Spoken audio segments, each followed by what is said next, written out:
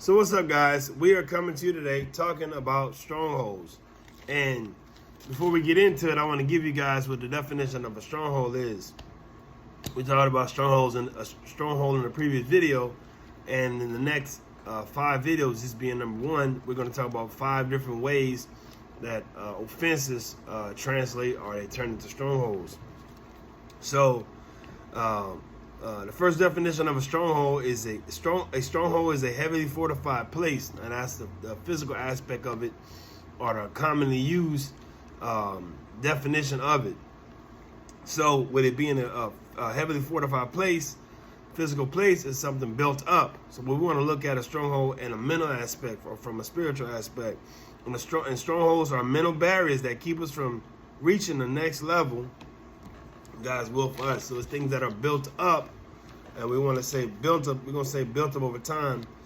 So stronghold is just what it sounds like. It's something strong. It got a hold on you, and that's something that's built a lot of time builds up over time.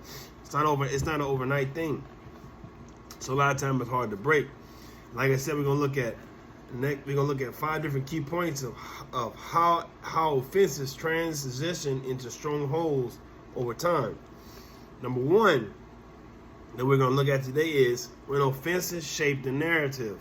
Guys, we cannot let offenses shape the point of view and how we think about stuff so much. When offenses shape the narrative, that's a big problem.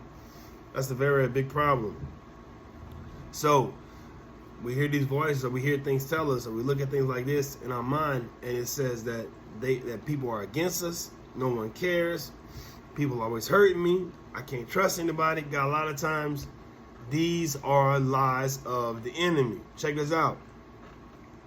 And the thing is this, and this can create bitterness and resentment towards others.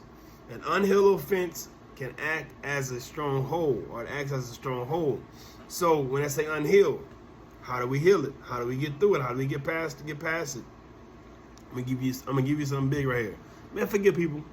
Don't be sitting there stuck in unforgiveness.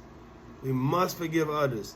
And God's law is what? God's law is love. And it tells us in the Bible that what's part of love. In 1 Corinthians chapter 13, verses 4 through 8, it tells you what love is. Go check it out. But one key word it talks about in there, key thing it talks about in there is keep no record of wrongs. So we must forgive. Guys, we must forgive. I don't want to teach you guys how to put a band-aid on it, but get to the root. And unforgiveness, that is a big problem. Let's get